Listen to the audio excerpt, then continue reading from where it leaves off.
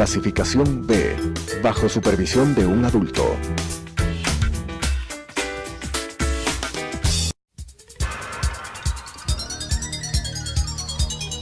Las opiniones vertidas en este espacio por la producción y dirección del programa son de exclusiva responsabilidad de sus autores y de quienes intervienen en ellos.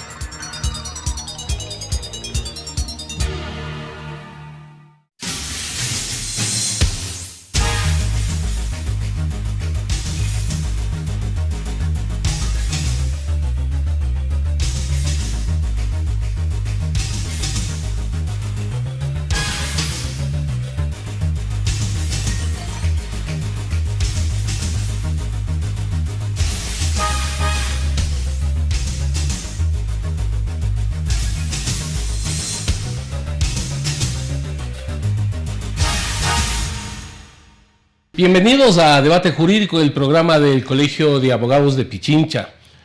Una semana que vamos a llevar adelante un programa bastante especial, y especial desde el punto de vista de su significado dentro de la lucha, de la acción de quien fue Jaime Hurtado González. El día de hoy son 20 años de su asesinato. Asesinato que conmovió no solamente a los sectores de izquierda, sino a todas las organizaciones sociales y al pueblo ecuatoriano, por lo que significó en toda su trayectoria política Jaime Hurtado González. Por eso el Colegio de Abogados de Pichincha va a llevar hoy adelante nuestro programa, que son 20 años del asesinato de Jaime Hurtado. Y para discutir o conversar sobre este tema, lo hemos invitado y queremos agradecerle en nombre del Colegio de Abogados de Pichincha al doctor Lenin Hurtado. Él, además de ser hijo indudablemente de nuestro amigo Jaime Hurtado, él presidió la comisión de investigación sobre este asesinato. Gracias, Lenin, por estar acá presente. Empecemos. Son 20 años y hoy tenemos un sinnúmero de abogados jóvenes, y quienes eran adolescentes hoy son adultos, y necesitamos que vayamos recordando quién era Jaime Hurtado, primero como persona y como político. Muchas gracias, Ángel. Un saludo a los colegas asiduos de este medio de comunicación, a todos los colegas del Colegio de Abogados de Pichincha. En realidad, Jaime Hurtado González es producto de una serie de factores. Mis abuelos, analfabetos, campesinos en el cantón Quinindé, en la parroquia Malimpia, en Esmeraldas, sufrieron la marginación propia de los campesinos, los pobres, los negros, y esa marginación creo que fue marcando la vida de mi padre. Solo a los 10 años pudo salir de Malimpia hacia la capital provincial Esmeraldas a empezar su educación primaria. A los 10 años empezó la educación primaria, pero no se detuvo. Terminó la primaria, empezó en el Colegio 5 de Agosto de Esmeraldas su educación secundaria, y es allí donde ven sus dotes de atleta, de deportistas en general, y lo llevan a Guayaquil, becado para terminar la educación secundaria, y él, contrariamente a lo que se esperaba de todos los negros en la época, que era bastante haberse graduado del colegio, y ahí nomás quedarse, él resolvió ir a la universidad con todas las dificultades que eso implicaba en la Universidad de Guayaquil. Aún no había libre ingreso. El ingreso era para aquellos que tenían un nombre, o sea, a la familia que los respaldara. Él, en su condición, impuso su talento para poder ingresar a la universidad y graduarse en la Universidad de Guayaquil. Y una vez como abogado, se graduó en el año 1969, por cierto.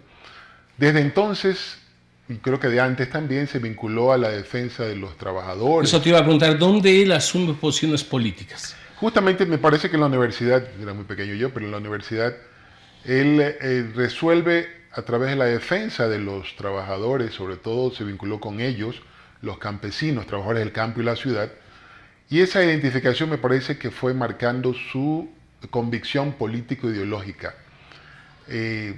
Que por supuesto desarrolló toda su vida. Una de las imágenes que tengo es la lucha permanente de mi padre junto a los trabajadores, porque me llevaba con él ocasionalmente para que viera la realidad en que se debaten los campesinos, los trabajadores, pero también la persecución, la agresión de las fuerzas de seguridad en la época. Yo decía, y he dicho algo en broma, en serio, si no estaba preso, lo estaban buscando en esa época. Porque a veces desaparecía por meses, que la policía constantemente, la policía y las Fuerzas Armadas, porque estamos hablando de dictadura militar, llegaban a buscarlo o vigilaban el sector donde creían que podían ubicarlo. Es decir, asumió una posición ideológica consecuente con los intereses del pueblo ecuatoriano, pero también se destacó bastante en este accionar político, entonces que se convirtió en un objetivo de los sectores reaccionarios de aquella época. Sin duda alguna, esa identificación lo hizo blanco de en los encarcelamientos, las agresiones, y por supuesto era visto como un enemigo. Yo creo que él estaba satisfecho con esa categorización que se le atribuyó, enemigo de clase. Tomando esta parte, Lenin, de enemigo de clase, ¿será lo que le llevó precisamente a lo que todos lo conocimos hace 20 años, su asesinato? ¿Por qué lo mataron a Jaime Hurtado? Bueno, muchas son las circunstancias que analizamos en su momento. Yo integré la Comisión Especial de Investigaciones que el gobierno de Maguad, empujado por la exigencia nacional, formó. Sí, no porque quería, sino por lo que sucedía en ese momento. Señalaba al país entero como responsable del asesinato del gobierno de Maguad. Y él, un poco para lavar su culpa, formó una Comisión Especial de Investigaciones que la integramos los familiares de las víctimas, había un delegado del Congreso Nacional, de la Conferencia Episcopal Ecuatoriana, de organizaciones de derechos humanos. Integramos esa Comisión Especial de Investigaciones y ahí entre los comisionados resolvieron que yo presidiera esa comisión. Y allí analizamos todo. Yo personalmente estuve en Colombia verificando la primera hipótesis que le entregó al país Maguad, apenas 2 días después del asesinato. Le dijo que Jaime Hurtado estaba vinculado a la organización de la insurgencia en Ecuador y en Colombia, y por eso vino Carlos Castaño, entonces jefe de los paramilitares colombianos, y les puso su muerte. Esa teoría fue desvirtuada desde un principio, no porque nos parecía a nosotros que no pudiera ser esa la realidad, sino porque investigamos y no había ningún asidero para esa... Sí, pero no era una forma o una explicación que buscaba precisamente desviar de los reales objetivos. Esa hipótesis lo que buscaba era justificar el asesinato. Es decir, Jaime Hurtado andaba con grupos violentos, como consecuencia el grupo contendor resolvió acabar con su vida. Y eso era justificar el asesinato, cosa que no permitimos, y dijimos lo que no había pasado inicialmente. Eso no pasó. Veremos qué fue lo que realmente ocurrió, cosa que aún... Lenin, ¿no será que no solamente para justificar, sino que atrás del gobierno de Maguad de aquel entonces buscaba desviar totalmente el camino hacia donde estaban las reales razones por el asesinato de Jaime? Bueno, fueron varios objetivos, creo yo, que se cumplieron al mismo tiempo. Uno era con la hipótesis esta, luego el asesinato mismo tenía un contenido de mensaje, un claro mensaje, mejor dicho, ¿no? Si al diputado nacional en funciones, ex candidato a la presidencia de la República, líder de la izquierda revolucionaria en Ecuador, reconocido internacionalmente, le pasa eso por reclamar, cualquiera puede correr la misma suerte. A eso iba a decir, era una forma también de amedrentar a las fuerzas de izquierda y a quienes luchan en este país. Ese es el mensaje que se dio, y además que era claro que nadie pudo haber cometido un delito en ese sitio. Recordemos que estamos hablando de Piedradita y Clemente Ponce, un sector donde entonces estaba la Corte Suprema de Justicia, el lado de enfrente. Ahí en esa acera estaba el registro de la propiedad. Había policía, había todo. A escasos metros estaba el Ministerio del Trabajo, la Contraloría, en fin, el Congreso Nacional. Policías uniformados de civil por todos lados. Había una comisaría de policía justamente frente al sitio del asesinato. ¿Cómo alguien puede matar a 3 personas y salir sin tener la cobertura de esas mismas fuerzas de seguridad? La respuesta la obtuvimos poco después. Fruto de la investigación, Lenin, de la comisión de investigación, ¿a qué conclusiones llegaron? Bueno, la comisión llegamos a la conclusión de que el autor material se tenía que ubicar en el círculo cercano a Maguad. Se ubicó, por ejemplo, en Medardo Ceballos Balda como una de las personas que mi padre investigaba por sus vínculos con el narcotráfico. Y este personaje había sido uno de los principales financistas de la campaña de Yamil Maguad en la provincia de Manabí. Y además, nombrado un mes antes del asesinato como embajador del Ecuador en México. Entonces, y además, después supimos que tenía vínculos con el cartel de Sinaloa, a través de César Fernández, el ex gobernador de Manabí, que está encarcelado por narcotráfico en Guayaquil.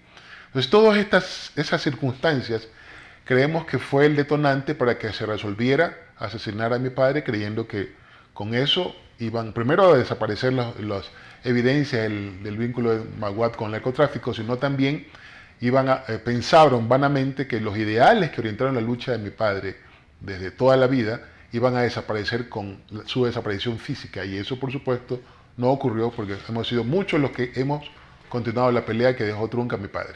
Lenin, fruto de esta investigación, ¿en qué condiciones quedaron los autores materiales e intelectuales? Porque eso hay que separar. Claro. ¿Quiénes están presos o quiénes deberían estar presos como autores intelectuales? El país debe recordar que 2 días después del asesinato, Maguad mostró a los supuestos responsables, ya estaba todo resuelto. Sergei Merino, prófugo. Cristian Ponce, detenido, pagándose con sentencia.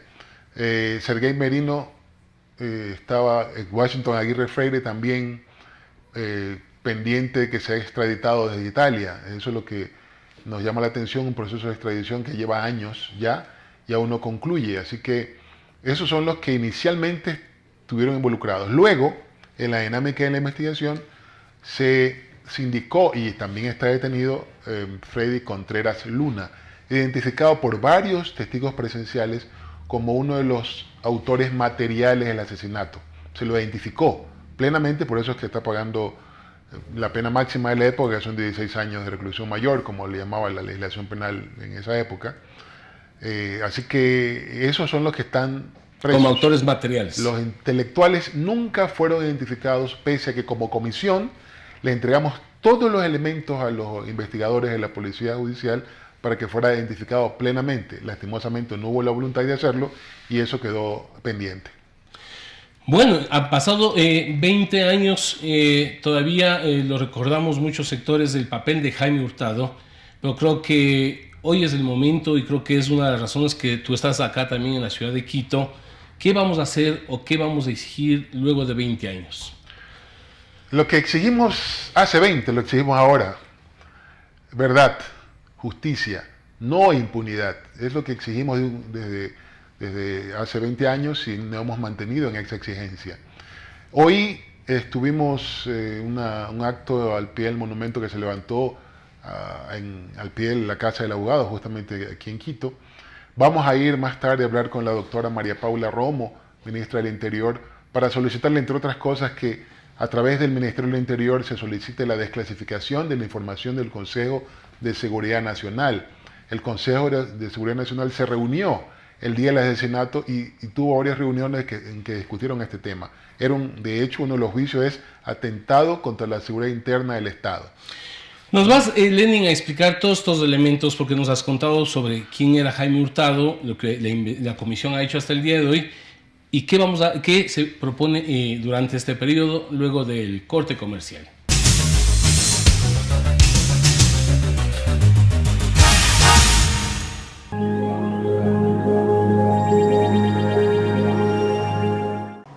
Adriana, cancélame todas las reuniones. No voy a ir a la oficina. Estoy con una jaqueca que no aguanto. ¡El jefe no viene!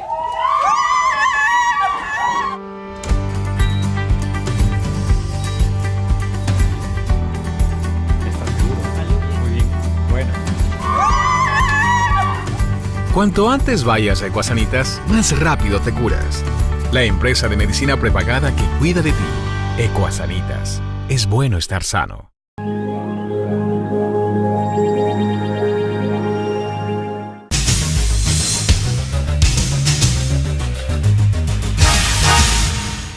Continuamos con Debate Jurídico, el programa del Colegio de Abogados de Pichincha. Indudablemente un programa que hemos venido planteando algunos elementos de carácter jurídico, pero hoy también tiene una coincidencia. Son 20 años del asesinato de un líder popular, un líder de izquierda como Jaime Hurtado, pero también tiene que ver muchos elementos de carácter jurídico sobre qué se ha hecho y qué se espera precisamente para que de una vez por todas en el Ecuador haya verdad y justicia. En este programa, para quienes nos sintonizan, nos acompaña el doctor Lenin Hurtado, quien es hijo de Jaime Hurtado y también quien presidió la Comisión de la Verdad para descubrir a los verdaderos autores, no solo materiales, sino también intelectuales. Lenin, cuando tú dices tal y cual están presos y faltan los actores intelectuales, ¿qué hay que hacer? ¿O tú decías, esa es la exigencia hace 20 años, pero todavía el país entero quiere saber quiénes mandaron a matar a Jaime Hurtado? Bueno, la clasificación de la información del COSENA ayudaría mucho. Ayudaría también que se traiga desde Italia a Washington Aguirre Freire, que es uno de los principales organizadores del operativo criminal que acabó con la vida de mi padre y además con la vida de Pablo Tapia. ¿Por qué no se lo trae a Washington Aguirre? Está en proceso de extradición y nos parece que tanto los jueces nacionales como la Cancillería no han hecho la tarea de traerlo con la diligencia que el caso demanda.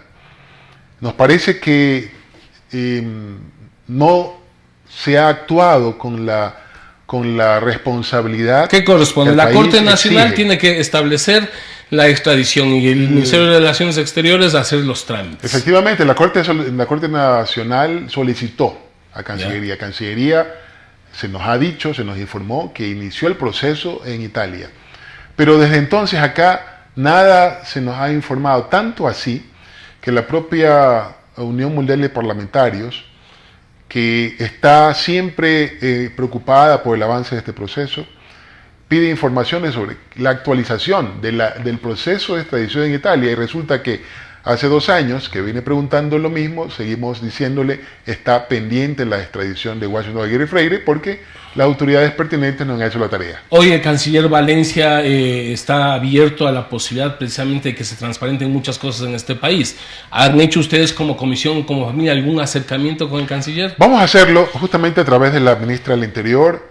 Ayer estamos solicitando que haga las gestiones pertinentes para que la Cancillería impulse este proceso de extradición, porque insisto, este personaje no es cualquiera. Él participó en la planificación. Él debe saber quién nació, quién dio la orden. A través de él podríamos eventualmente identificar plenamente al autor intelectual de este asesinato. ¿Quién más hay que extraditarlo? Bueno, está prófugo, decía hace un momento, Sergei Merino.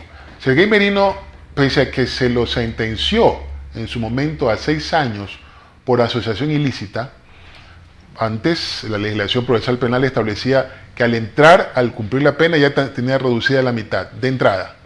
Y además el Vaticano solicitó por el año jubilar, en el año 2000, que se redujeran las penas. El Ecuador aceptó.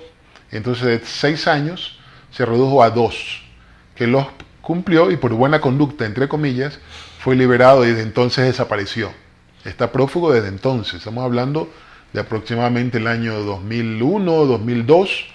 Hasta ahora no sabemos dónde está porque seguramente como la madre de Sergei Merino es rusa, seguramente está en Europa o en ese país y ha desaparecido justamente frustrando la posibilidad que teníamos de aclarar la circunstancia del asesinato. Porque por supuesto cuando hablamos de que no haya impunidad en este país, el pueblo ecuatoriano necesita la verdad, necesita que se digan los autores intelectuales. Por supuesto, eso, ¿por qué? ¿Por qué se mandó a matar a Jaime Hurtado?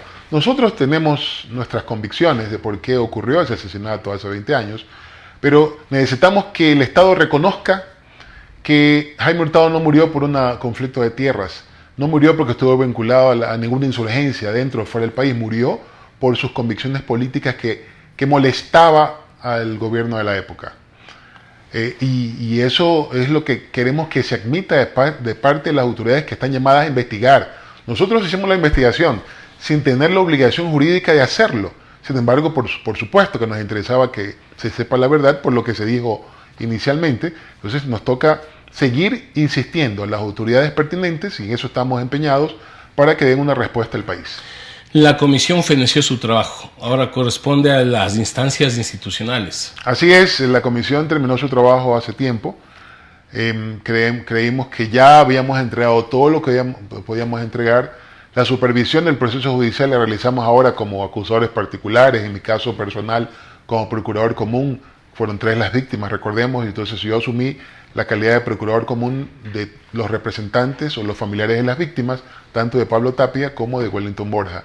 Así que en esa calidad continuamos, y los abogados que nos han asistido desde siempre en este proceso, estamos pendientes del proceso judicial para que avance. En alguna oportunidad se pretendió archivarlo declarando la prescripción, pero el argumento de que se trata de un crimen de Estado y consecuentemente imprescriptible. A eso iba, es imprescriptible. Logramos que la providencia que se había dictado sea revocada y se admita que el proceso continúe abierto con la posibilidad de que se identifiquen eventualmente los responsables. Nos hablabas totales. de una entrevista con la ministra del Interior puntual. ¿Qué se le va a plantear a ella?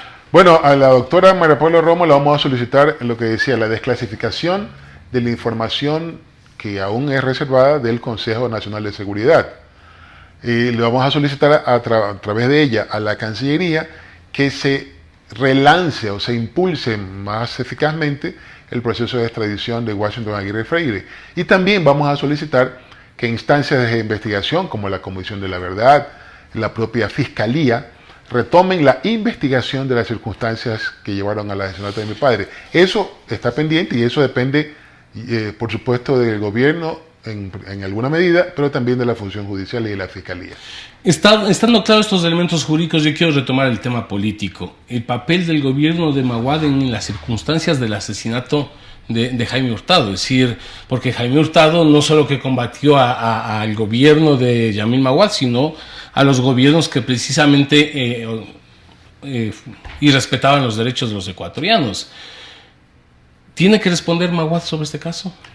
Eventualmente sí, como crimen de Estado, insisto, no se trató de un crimen común, un crimen de Estado.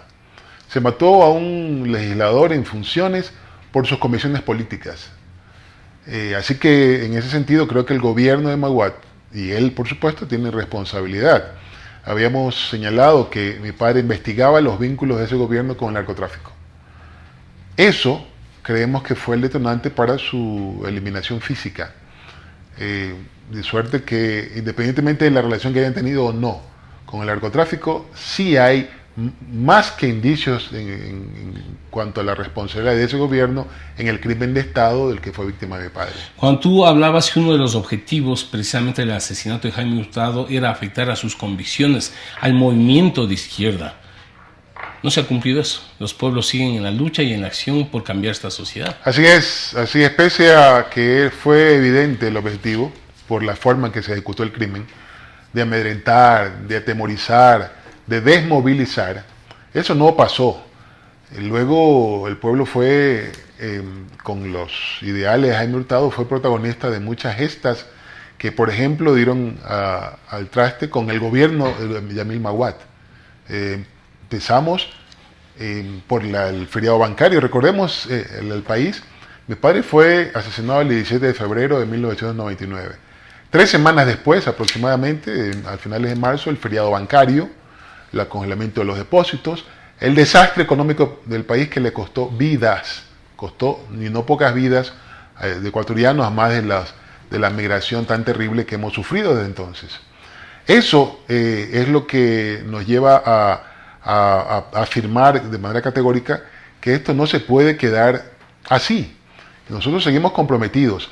El país y las nuevas generaciones, pese a no haber conocido a mi padre, eso es lo que más nos llena de orgullo, pese a que no conocieron físicamente a Jaime Hurtado González, sí aprendieron de sus convicciones político-ideológicas que orientaron la lucha de toda su vida. Ejemplo, ¿no? Que hasta ahora el movimiento trabajador, campesino, estudiantil, maestros, luchan por... Muchas veces he escuchado en estos años a jóvenes que no lo conocieron, pero que por sus padres lo conocieron, o sus compañeros de trabajo, trabajadores o campesinos, reconocían en Jaime Hurtado González un líder indiscutible que les permitió, por ejemplo, mejorar sus condiciones de vida. Hablamos de trabajadores porque con su lucha fructificaba en cuanto a reconocimiento de los derechos de los sus trabajadores. Convicciones siguen vigentes en este país.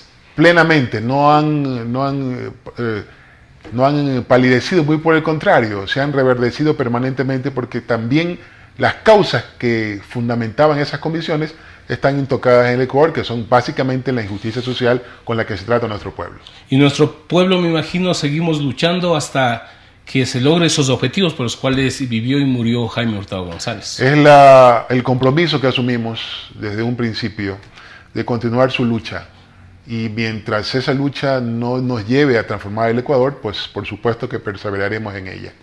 Lenin, te queremos agradecer, muy interesante, como decía, muchos le conocimos a Jaime Hurtado, pero esta entrevista va a ayudar a muchos jóvenes, adolescentes que hoy están, después de 20 años, son inclusive profesionales del derecho, y gracias a esta entrevista a ti, Lenín. Gracias, Ángel, gracias a los colegas abogados del país que con seguridad van a replicar y van a unirse a esta pelea por justicia, porque eso es lo que reclamamos siempre, justicia, y los abogados tenemos mucho que ver cuando la justicia se hace o no se hace. Muchas gracias. Buenas tardes. Las opiniones vertidas en este espacio por la producción y dirección del programa son de exclusiva responsabilidad de sus autores y de quienes intervienen en ellos.